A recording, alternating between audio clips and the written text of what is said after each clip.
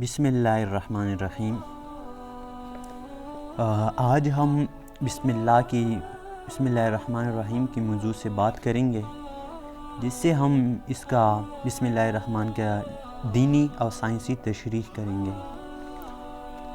بسم اللہ الرحمن الرحیم کی تعریف اللہ کے نام سے شروع، جو بڑا مہربان نہایت رحم والا ہے۔ اسلامی معاشرت میں بسم اللہ الرحمن الرحیم کو اہم مقام حاصل ہے۔ ہمیں ہماری نبی اکرم صلی اللہ علیہ وسلم نے یہ سبق دیا ہے کہ ہر کام بسم اللہ الرحمن الرحیم سے شروع کروں، بلکہ یہاں تک فرمایا دروازہ بند کرو تو اللہ کا نام لیا کرو، دیا بجھاؤ تو اللہ کا نام لیا کرو، اپنے برتن ڈھانپو تو اللہ کا نام لیا کرو، اپنے مشک کا منہ بند کرو تو اللہ کا نام لیا کرو۔ مقصد یہ ہے کہ ہر کام چھوٹا ہو یا بڑا کرتے وقت انسان اپنے کارساز حقیقی کا نام لینے کا خوگر ہو جائے، تاکہ اس کی برکت سے مشکلیں آسان ہوں، اس کی تائید نصرت پر اس کا توکل پختہ ہو جائے۔ نیز جب اسے ہر کام شروع کرتے وقت اللہ کا نام لینے کی عادت ہو جائے گی تو وہ ہر ایسا کام کرنے سے رک جائے گا جس میں اس کے رب تعالیٰ کی ناراضگی ہو۔ امام قرطبی رحمۃ اللہ علیہ نے صحیح سند سے یہ حدیث نقل کی ہے کہ عثمان رضی اللہ تعالیٰ بن ابی العاص نے شکایت کی، یا رسول اللہ صلی اللہ علیہ وسلم، جب سے مشرب بھی اسلام ہوا ہوں جسم میں درد رہتا ہے، تو حضور اکرم صلی اللہ علیہ وسلم نے فرمایا کہ جہاں درد ہو وہاں ہاتھ رکھ کر 3 بار اللہ تعالیٰ کی 3 بار بسم اللہ الرحمن الرحیم اور 7 بار اعوذ بعزت اللہ وقدرتہ من شر ما اجد احذر پڑھو۔ بسم اللہ الرحمن الرحیم قرآن شریف کی ایک آیات ہے۔ اس پر تمام اہل اسلام کا اتفاق ہے کہ بسم اللہ الرحمن الرحیم قرآن کریم میں سورۃ النمل پارہ نمبر 20 سے 2920 کا جزو ہے، اور اس پر بھی اتفاق ہے کہ سوائے سورۃ التوبہ پارہ نمبر 9-10 کی ہر سورت قرآن شریف کی شروع میں لکھی اور پڑھی جاتی ہے۔ البتہ اس میں ائمہ مجتہدین اور مفسرین کا اختلاف ہے کہ بسم اللہ الرحمن الرحیم سورۃ الفاتحہ کا یا تمام سورتوں کا جزو ہے یا نہیں۔ حضرت امام ابو حنیفہ رحمۃ اللہ علیہ کا مسلک یہ ہے کہ بسم اللہ الرحمن الرحیم بجز سورۃ النمل کے اور کسی سورت کا جزو نہیں ہے، بلکہ ایک متصل آیات ہے جو ہر سورت کی شروع میں 2 سورتوں کے درمیان فصل اور امتیاز ظاہر کرنے کے لیے نازل ہوئی۔ اس لیے احناف اور مالکی حضرات کا نزدیک یہ نہ سورۃ الفاتحہ کی آیات ہے نہ کسی اور سورت کی، بجز سورۃ النمل سورۃ الفاتحہ کی طرح نماز میں اسی بھی بلند آواز سے نہیں پڑھا جاتا۔ وضاحت کریں، کیونکہ سورۃ توبہ بغیر بسم اللہ الرحمن الرحیم کی نازل ہوئی ہے، لہذا اس کی کچھ آیات کی تلاوت کرتے وقت یہ احتیاط کرے کہ بسم اللہ الرحمن الرحیم نہ پڑھے، بلکہ اس کی تلاوت سے پہلے کوئی دوسری سورت پڑھ لیں اور پھر اس کی تلاوت بغیر بسم اللہ الرحمن الرحیم کی کرے۔ ہاں، اگر آپ نے تلاوت کا آغاز ہی سورۃ توبہ یا اس کی آیات سے کرنا ہے تو پھر تعوذ یعنی اعوذ باللہ من الشیطان الرجیم اور پھر بسم اللہ الرحمن الرحیم بھی آغاز تلاوت میں پڑھنا ہوگا۔ مجھے اس کے بارے میں اتنا ہی پتہ ہے، باقی آپ کسی عالم دین سے پوچھ لے۔ یہی مسائل عالمگیری یعنی المحیط میں بھی اسی طرح درج ہے۔ بسم اللہ الرحمن الرحیم قرآن مجید میں سورۃ النمل میں آیات کا جزو ہے اور ہر 2 سورتوں کے درمیان متصل منفصل آیات ہے، اس لیے اس کا احترام قرآن مجید ہی کی طرح واجب ہے۔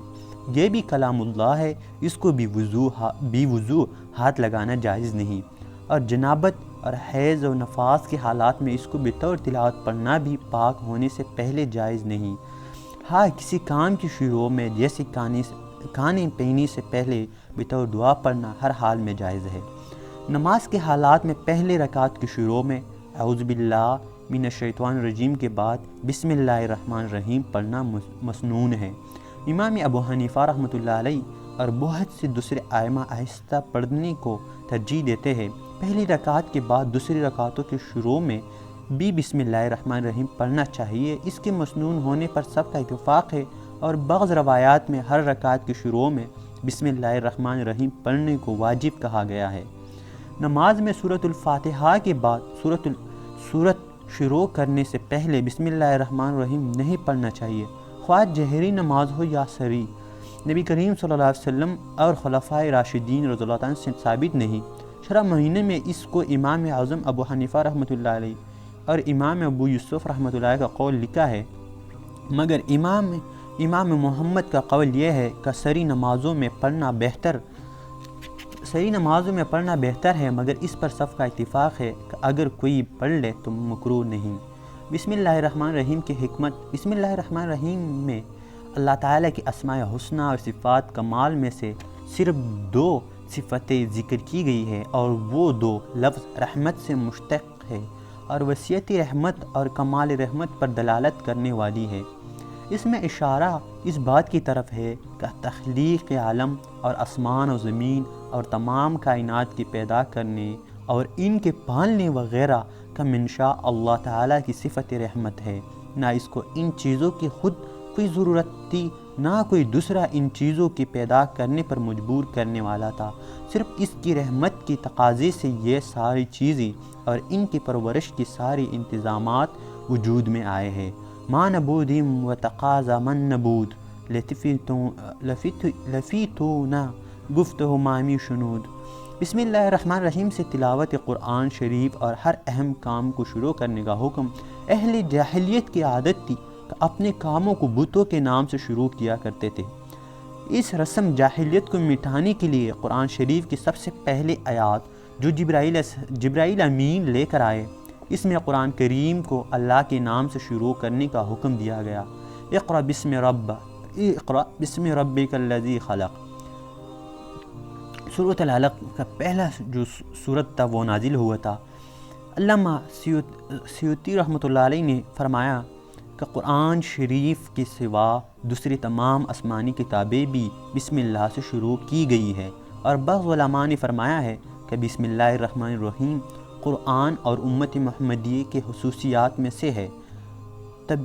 تطبیق دونوں اقوال کی تطبیق یہ ہے کہ اللہ تعالیٰ کے نام سے شروع کرنا تو تمام آسمانی کتابوں میں مشترک ہے، مگر الفاظ بسم اللہ الرحمن الرحیم قرآن مجید کی خصوصیت ہے، جیسا کہ بعض روایات میں ہے کہ حضرت صلی اللہ علیہ وسلم بھی ابتدا میں ہر کام اللہ کے نام سے شروع کرنے کے لیے بِاسْمِکَ اللہم کہتے اور لکھتے تھے۔ جب آیات بسم اللہ الرحمن الرحیم نازل ہوئی تو انہیں الفاظ کو اختیار فرما لیا، اور ہمیشہ کے لیے یہ سنت جاری ہو گئی۔ قرآن کریم میں جا بجا اس کی ہدایت ہے کہ ہر کام کو اللہ کے نام سے شروع کیا جائے، اور رسول کریم صلی اللہ علیہ وسلم نے فرمایا کہ ہر اہم کام جو بسم اللہ الرحمن الرحیم سے شروع نہ کیا جائے وہ بھی برکت ہے۔ ایک حدیث میں ارشاد فرمایا کہ گھر کا دروازہ بند کرو تو بسم اللہ الرحمن الرحیم کہو، چراغ گل کرو تو بسم اللہ الرحمن الرحیم کہو، برتن ڈھکو تو بسم اللہ الرحمن الرحیم کہو، کھانا کھانے، پانی پینے، وضو کرنے، سواری پر سوار ہونے اور اترنے کے وقت بسم اللہ الرحمن الرحیم پڑھنے کی ہدایت قرآن و حدیث میں بار بار آئے ہیں۔ بسم اللہ الرحمن الرحیم سے ہر کام شروع کرنے کا حکم۔ حکمت اسلام نے ہر کام کو اللہ کے نام سے شروع کرنے کی ہدایت دے کر انسان کی پوری زندگی کا رخ اللہ تعالیٰ کی طرف اس طرح پھیر دیا کہ وہ قدم قدم پر اس خلف وفاداری کی تجدید کرتا رہے کہ میرا وجود اور میرا کوئی کام بغیر اللہ تعالیٰ کی مشیت و ارادے اور اس کی امداد کی نہیں ہو سکتا، جس نے اس کی ہر نقل و حرکت اور تمام معاشی اور دنیاوی کاموں کو بھی ایک عبادت بنا دیا۔ عمل کتنا مختصر ہے کہ نہ اس میں کوئی وقت خرچ ہوتا ہے، نہ محنت اور نہ فائدہ، کتنے کیمیاوی اور بڑا ہے کہ دنیاوی دین بن گئی۔ ایک کافر بھی کھاتا پیتا ہے اور ایک مسلمان بھی، مگر مسلمان اپنے لقمے سے پہلے بسم اللہ الرحمن الرحیم کہہ کر یہ اقرار کرتا ہے کہ لقمہ زمین سے پیدا ہونے سے لے کر پک کر تیار ہونے تک آسمان و زمین اور سیاروں اور ہواؤں اور فضائی مخلوقات کی طاقتیں پھر لاکھوں انسان کی محنت صرف ہو کر تیار ہوا ہے۔ اس کا حاصل کرنا میری بس میں نہ تھا، اللہ ہی کا ذات ہے، اللہ ہی کی ذات ہے جس نے ان تمام مراحل سے گزار کر یہ لقمہ یا گونٹ مجھے عطا فرمایا ہے۔ مومن و کافر دونوں سوتے جاگتے ہیں، چلتے پھرتے بھی ہے، مگر مومن سونے سے پہلے اور بیدار ہونے کے وقت اللہ کا نام لے کر اللہ تعالیٰ کے ساتھ اسی طرح اپنے رابطے کی تجدید کرتا ہے، جسے تمام دنیاوی اور معاشی ضرورتیں ذکر خدا بن کر عبادات میں لکھی جاتی ہے۔ مومن سواری پر سوار ہوتے وقت بسم اللہ الرحمن الرحیم کہہ کر گویا یہ شہادت دیتا ہے کہ اس سواری کا پیدا کرنا یا مہیا کرنا پھر اس کو میرے قبضے میں دیکھ دینا انسان کی قدرت سے باہر ہے۔ رب العزت ہی کی بنائی ہوئی نظام محکم کا کام ہے کہ کہیں کی لکڑی، کہیں کا لوہا، کہیں کا مختلف داتے، کہیں کے کاریگر، کہیں کی چلانے والے، سب کے سب میرے خدمت میں لگی ہوئی ہے۔ چند پیسے خرچ کرنے سے اتنی بڑی خلق خدا کی محنت کو ہم اپنے کام میں لا سکتے ہیں، اور وہ پیسے بھی ہم اپنے ساتھ کہیں سے نہیں لاتے، بلکہ اس کے حاصل کرنے کی تمام اسباب بھی اس کی پیدا کی ہوئی ہے۔ اور کیجئے کہ اسلام کی صرف ایک مختصر سی تعلیم نے انسان کو کہاں سے کہاں تک پہنچا دیا۔ اس لیے یہ کہنا بالکل صحیح ہے کہ بسم اللہ الرحمن الرحیم ایک نسخہ کیمیا ہے جس سے تانبے کا نہیں بلکہ خاک کا سونا بنتا ہے۔ مسائل قرآن شریف کی تلاوت شروع کرتے وقت اعوذ باللہ من الشیطان الرجیم اور پھر بسم اللہ الرحمن الرحیم پڑھنا سنت ہے، اور درمیان تلاوت بھی سورۃ برات کے علاوہ ہر سورت کی شروع میں بسم اللہ الرحمن الرحیم پڑھنا سنت ہے۔ اس مختصر سے تمہید کے بعد آیات بسم اللہ الرحمن الرحیم کی تفسیر بڑے اختصار سے پیش کی جا رہی ہے۔ ملاحظہ فرمائیے، تفسیر بسم اللہ الرحمن الرحیم عطیہ غفار رضی اللہ تعالیٰ نے ابو سعید خدری رضی اللہ عنہ سے روایت کیا ہے کہ انہوں نے کہا رسول اللہ صلی اللہ علیہ وسلم نے ارشاد فرمایا کہ حضرت عیسیٰ علیہ السلام کو ان کی والدہ ماجدہ حضرت مریم علیہ السلام نے استاد کے پاس تحصیل علم کے لیے بھیجا، تو استاد نے ان سے کہا پڑھے بسم اللہ حضرت عیسیٰ پڑھے بسم اللہ حضرت عیسیٰ علیہ السلام نے فرمایا آپ کو معلوم ہے یہ کیا ہے؟ استاد نے جواب دیا کہ مجھے نہیں معلوم۔ آپ نے فرمایا بے تو اللہ کی روشنی، سین سے اس کی بلندی، اور میم اس کی ملکیت ہے۔ حضرت ابوبکر وراق رحمۃ اللہ علیہ نے فرمایا بسم اللہ جنت کے باغوں سے ایک باغ ہے، اس کے ہر حروف کی تفسیر الگ ہے، چنانچہ باقی 6 معنی ہے۔ باری یعنی عرش سے تحت الصراط تک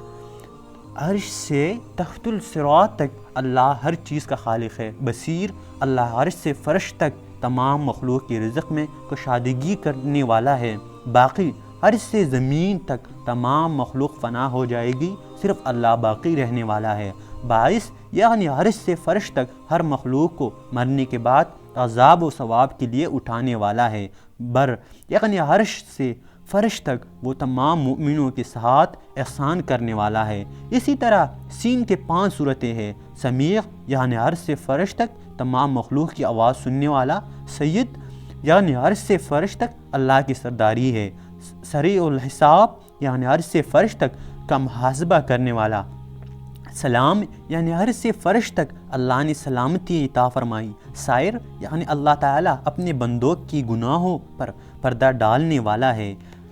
اور میم کے بارے صورتیں ہے ملک الخلق مخلوق کا بادشاہ یا حاکم، منعم کل جہان کو نصیحت دینے والا، مالک الخلق مالک، مفصل مہربانی کرنے والا، منان الخلق مخلوق پر احسان کرنے والا، مؤمن مخلوق کو امان دینے والا، مصور کل جہان کا صورت گر، مجید یعنی اللہ بزرگی اور مجدد غلا والا ہے، مہیمن یعنی آگاہی رکھنے والا، مقتدر یعنی قدرت رکھنے والا، مقیت نگبانی کرنے والا، مکرم اپنے دوستوں کو عزت دینے والا۔ مختصر اور سادہ زبان میں ہم کہہ سکتے ہیں کہ بسم اللہ الرحمن الرحیم 3 لفظوں سے مرکب ہے۔ ایک حرف با دوسرے اسم دوسری اسم اور تیسری اللہ صرف بعربی زبان میں بہت سے معنی کے لیے استعمال ہوتی ہے، جس میں سے 3 مناسب مقام ہے۔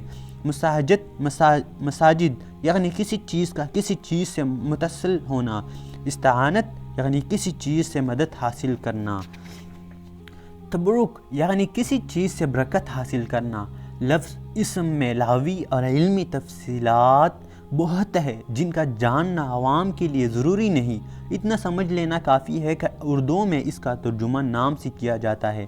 لفظ اللہ تعالیٰ کے ناموں میں سب سے بڑا اور سب سے زیادہ جامع نام یہ خدائے بزرگ اور برتر کا ایسا نام ہے جس میں اس کا کوئی شریک نہیں ہے۔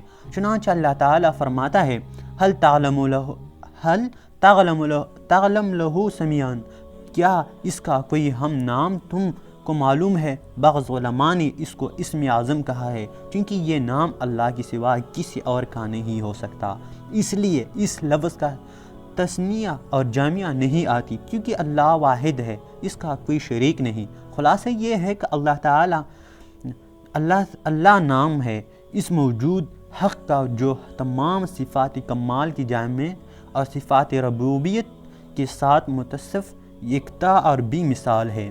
اللہ تعالیٰ کی اور بھی نام ہیں، مثلا خلیل، کریم، رحیم وغیرہ، جن کا اطلاق اللہ تعالیٰ پر حقیقی ہوتا ہے اور دوسروں پر مجاز، مگر لفظ اللہ مشترک ہی نہیں ہے، بطور مجاز بھی اس کا اطلاق کسی اور پر نہیں ہو سکتا، کیونکہ اس کے اندر ہمگیر مالکیت کا مفہوم ہے، باقی تمام معنی اس کے تحت ہے۔ اس لیے بسم اللہ کے معنی صرف باقی مذکورہ 3 معنی کی ترتیب سے یہ ہوئی، اللہ کے نام کے ساتھ، اللہ کے نام کی مدد سے، اللہ کے نام کی برکت سے، لیکن تینوں صورتوں میں یہ ظاہر ہے کہ یہ کلام نامکمل ہے جب تک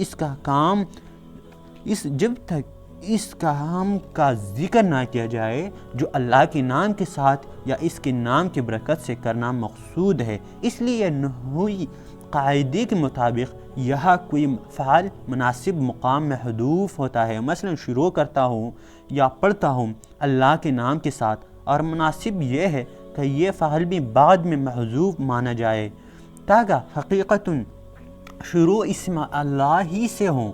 وہ فعل محذوف بھی اسم اللہ سے پہلے نہ آئے، صرف حرف با کا اسم اللہ سے پہلے آنا عربی زبان کے لحاظ سے ضروری اور ناگزیر ہے۔ اس میں بھی مصحف عثمانی میں باجماع صحابی رضی اللہ تعالیٰ یہ رعایت رکھی گئی ہے کہ حرف بسم اللہ کے باقاعدے سے الف کے ساتھ ملا کر لکھنا چاہیے، اور لفظ اسم جس کی صورت ہوتی باسم اللہ، لیکن مصحف عثمانی کی رسم الخط میں حرف حمزہ کو حذف کر کے حرف با کو سین کے ساتھ ملا کر صورت اسم کا جزو بنا دیا تاکہ شروع اسم اللہ سے ہو جائے۔ یہی وجہ ہے کہ دوسرے مواقع میں یہ حرف الف حذف نہیں کیا جاتا، جیسے اقرأ بسم ربک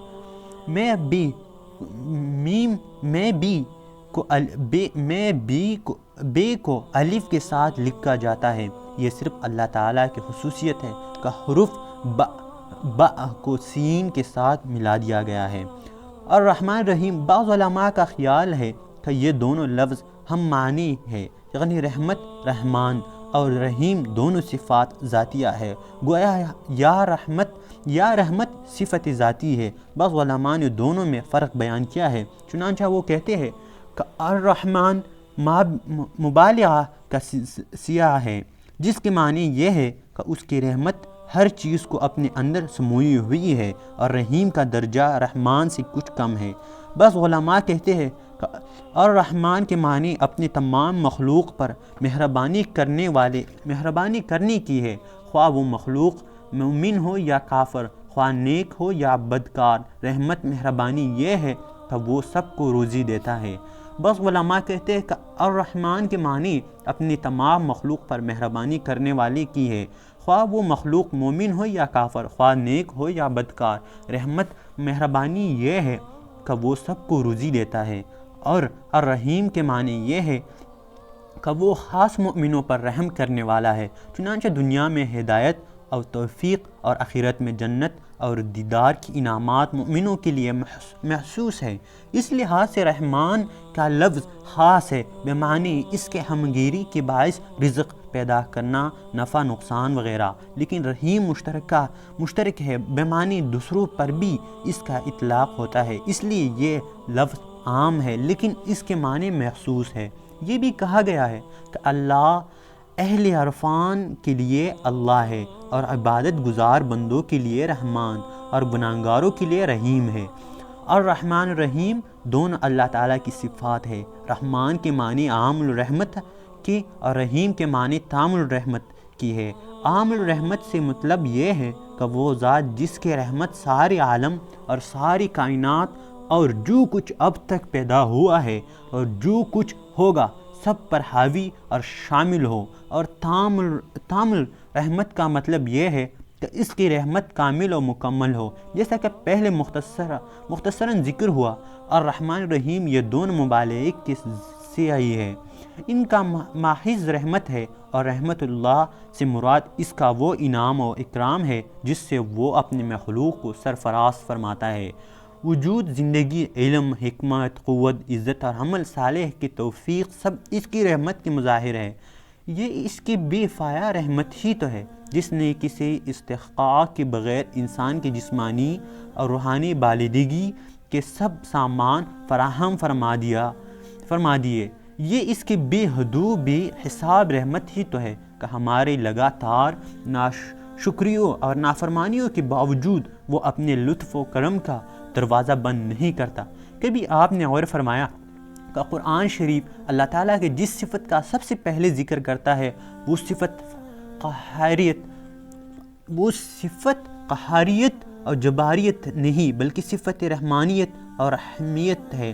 یہ اس لیے کہ بندہ کا جو تعلق اللہ تعالیٰ سے ہے اس کا دار و مدار خوف و ہر اس اور رعب و دبے پر نہ ہو بلکہ رحمت و محبت پر ہو، کیونکہ یہی وہ اکسیر ہے جس سے انسان کی خفتہ صلاحیت بیدار ہوتی ہے اور پنہات و انہائی اشکار، اور یہی معراج انسانیت ہے کہ انسان اپنے آپ کو حیا دیکھ لے۔ بغض ناحق شناس کہتے ہیں کہ اسلام کا خدا خونی ہے اور اپنے ماننے والوں کو خونخواری سکھاتا ہے۔ کاش وہ اسلام کی مقدس کتاب قرآن شریف کی پہلی صفحے کی پہلی آیات ہی پڑھ لیتے تو انہیں پتہ چل جاتا کہ اسلام کا خدا خونخوار نہیں، رحمان ہے۔ اس کی رحمت کا وسیع دامن کائنات کی ذرہ ذرہ کو اپنے آغوش لطف و کرم میں لیے ہوئے ہے۔ اسلام کا خدا سفاک نہیں بلکہ رحمان ہے، رحیم ہے۔ اس کی رحمت کا بادل ہر وقت برستا ہی رہتا ہے، جیسے اوپر ذکر کیا گیا۔ الرحمن الرحیم دونوں مبالغے کے صحیح ہے، ان کا معنی صرف رحمت کرنے والا نہیں بلکہ بہت اور ہر وقت رحمت کرنے والا ہے، لیکن الرحمن میں الرحیم سے بھی زیادہ مبالغہ ہے، یعنی بہت ہی رحم فرمانے والا، اتنی رحمت فرمانے والا جس سے زیادہ کا تصور ہی نہیں کیا جا سکتا۔ اس لیے رحمان کا اطلاق بجز ذات اللہ کے کسی پر نہیں ہوتا، اور صرف اللہ جل جلالہ شانہ کی ذات کے ساتھ محسوس ہے۔ کسی مخلوق کو رحمان کہنا جائز نہیں، کیونکہ اللہ تعالیٰ کے سوا کوئی بھی ایسا نہیں ہو سکتا جس کی رحمت سے عالم کی کوئی چیز خالی نہ رہے۔ اس لیے جس طرح لفظ اللہ کا جمع اور تثنیہ نہیں آتا، رحمان کا بھی جمع اور تثنیہ نہیں۔ تفسیر قطبہ بخلاف لفظ رحیم کی کہ اس کے معنی میں کوئی ایسی چیز نہیں جس کا پایا جانا مخلوق میں ناممکن ہو، کیونکہ یہ ہو سکتا ہے کہ کوئی شخص کسی شخص سے پوری رحمت کا معاملہ کرے، اس لیے لفظ رحیم انسان کے لیے بھی بولا جا سکتا ہے۔ قرآن کریم میں رسول اللہ صلی اللہ علیہ وسلم کے لیے بھی یہ لفظ استعمال فرمایا، بالمؤمنین رؤوف الرحیم، سورۃ التوبہ میں۔ مثلا اس سے یہ بھی معلوم ہو گیا کہ آج کل عبد الرحمن، فضل الرحمن وغیرہ ناموں میں تخفیف کر کے لوگ رحمان کہہ دیتے ہیں اور اس شخص کو اس لفظ سے خطاب کرتے ہیں۔ یہ ناجائز اور گناہ ہے، ہمیشہ پورا نام لیا کر پکارنا چاہیے۔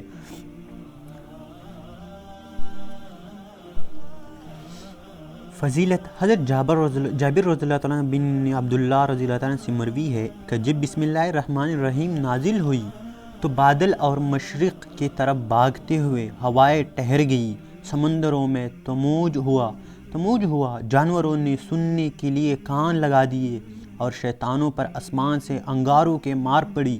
اللہ تعالیٰ نے عزت اور جلال کی قسم کھائی کہ جس بیمار پر اس کا نام لیا جائے گا وہ ضرور شفا دے گا، جس چیز پر اس کو پڑھا جائے گا اس میں برکت عطا فرمائے گا، اور جو شخص اس کو پڑھے گا وہ جنت میں جائے گا۔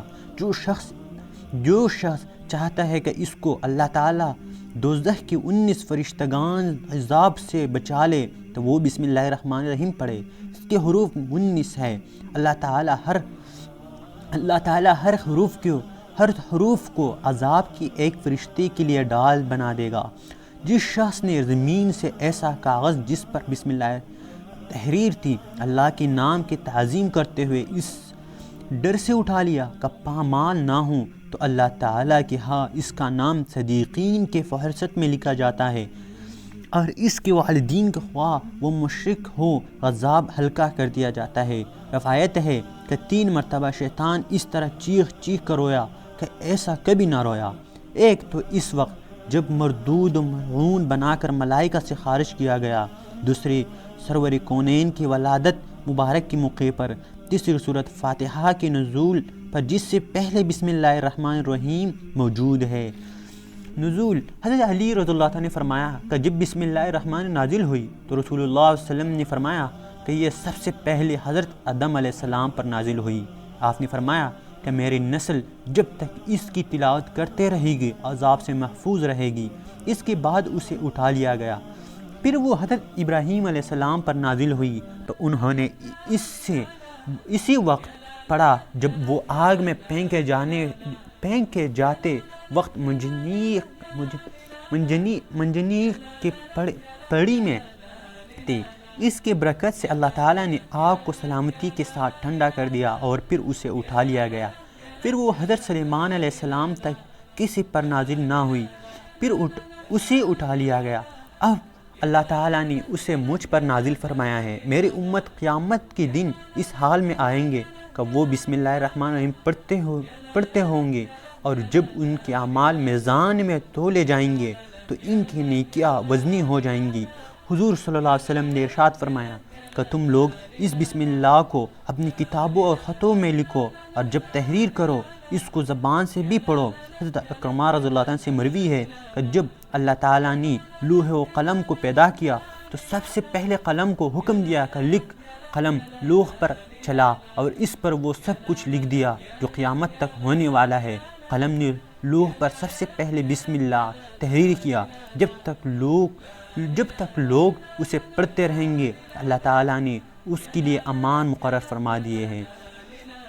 بسم اللہ الرحمن الرحیم برکت اور فائدے۔ بسم اللہ الرحمن الرحیم بسم اللہ الرحمن الرحیم اپنے ذکروں کا ذخیرہ ہے، ذاکروں کا ذخیرہ ہے۔ بسم اللہ الرحمن الرحیم اپنے ذاکروں کا ذخیرہ ہے۔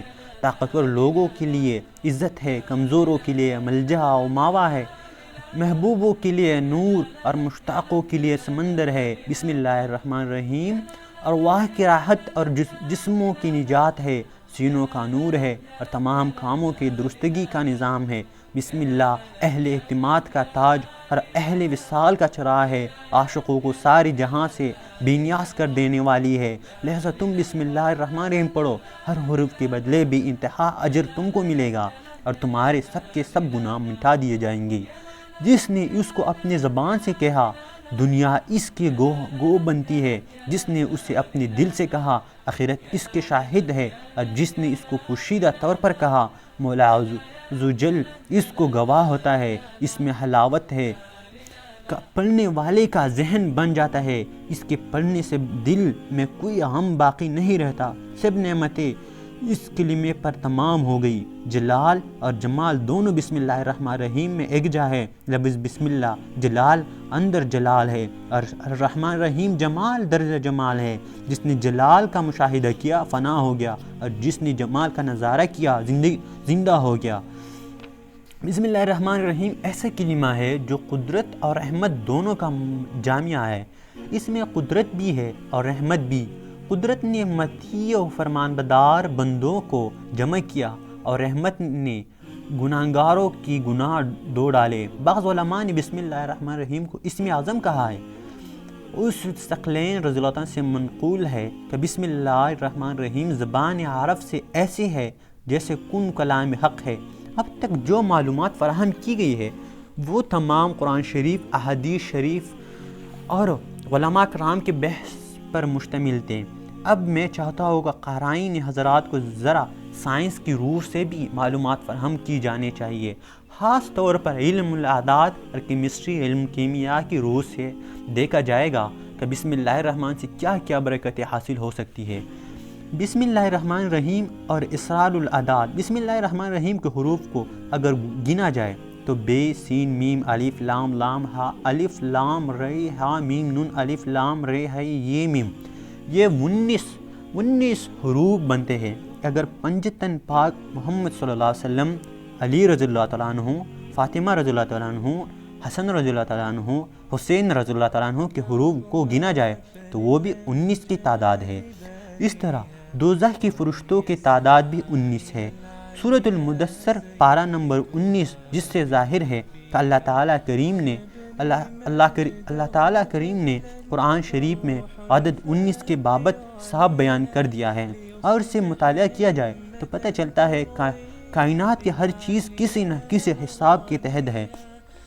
جیسے کوئی درخت 5 سال میں پھل دیتا ہے، کوئی درخت 1 سال کے بعد، اسی طرح حیوانات میں کوئی 2 سال میں جوان ہوتا ہے، کوئی 1 سال میں، کوئی 9 ماہ میں، کوئی 3 ماہ میں، وغیرہ وغیرہ۔ اسی طرح قرآن کریم بھی اگر حساب میں ہو تو کوئی تعجب کی بات نہیں، یہ بھی ایک اللہ تعالیٰ کی کتاب ہونے کا ثبوت ہے، کیونکہ اس کا حساب و عدد 19 پر ہے۔ ملاحظہ فرمائیے، اللہ کا اسم مبارک قرآن شریف میں کل 2698 مرتبہ آیا ہے، جو کہ 19 کی عادت سے پورا تقسیم ہو جاتا ہے، یعنی 1698 ملٹیپلائی بائی 142 19۔ تو اسی طرح الرحمن اسم اعظم مبارک قرآن شریف میں 57 مرتبہ ملتا ہے، یعنی اگر 57 کو 3 سے ملٹیپلائی کرے، 19 کو 3 سے ملٹیپلائی کرے تو 57 بن جائے گا۔ الرحیم اسم مبارک قرآن شریف میں 114 مرتبہ آیا ہے، یعنی اگر 6 کو 19 سے ملٹیپلائی کرے تو 114 بن جائے گا۔ قرآن شریف میں سورتوں کی کل تعداد بھی 114 ہے، یعنی 6 کو ملٹیپلائی 19 سے کرے تو 114 بن جائے۔ قرآن شریف میں قرآن مجید میں بسم اللہ الرحمن الرحیم کی کل تعداد بھی 114 ہے۔ ہر سورت سے پہلے 1 دفعہ علاوہ سورۃ توبہ کے، مگر سورۃ النمل میں 2 دفعہ، ایک شروع میں اور ایک درمیان میں، کل 113۔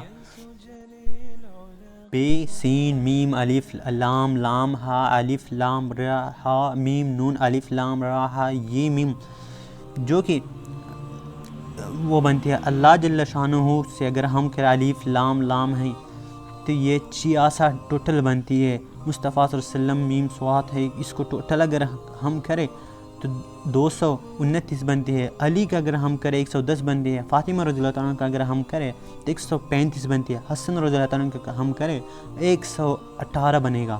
حسین رضی اللہ عنہ کو 128 بنے گا، تو مجموع 786 ٹوٹل جمع ہو جائے گا۔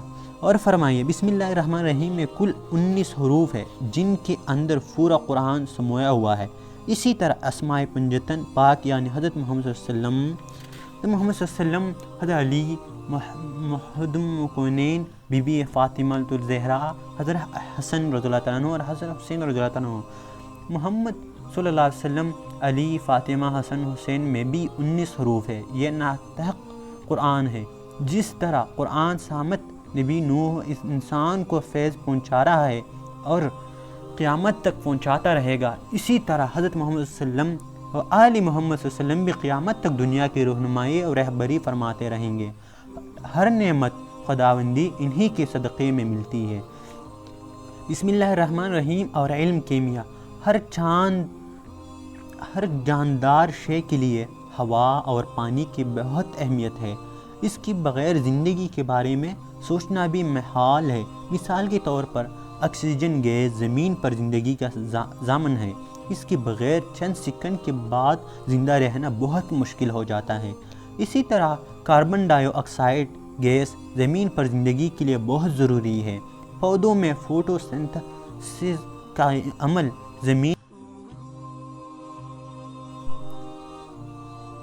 زمین کے درجہ حرارت کو قائم رکھنے میں کاربن ڈائی آکسائڈ گیس بہت زیادہ مدد دیتی ہے۔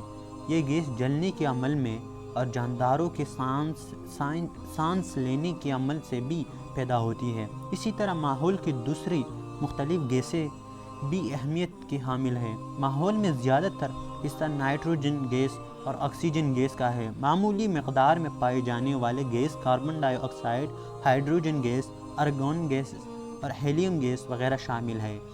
نائٹروجن گیس کا مقدار 78%، آکسیجن گیس کا مقدار 21%، کاربن ڈائی آکسائڈ کی گیس کی مقدار 0.04%، hydrogen gas, argon gas, helium gas وغیرہ کی مقدار 0.06%، جبکہ خلا میں ہائیڈروجن گیس اور ہیلیم گیس کا بہتات ہوائی ہوتی ہے۔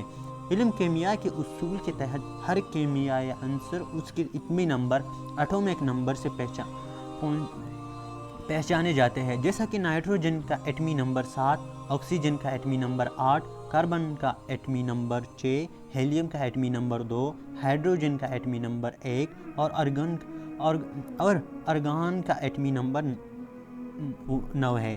اب حسن اتفاق یا قدرت کی اطاع دیکھیے کہ بسم اللہ الرحمن الرحیم کے علم الاعداد کے تحت کل قیمت 786 بنتی ہے، جیسا کہ پہلے ذکر کیا گیا، یعنی اس میں نائٹروجن کے 7، آکسیجن کا 8، کاربن کا 6 شامل ہے۔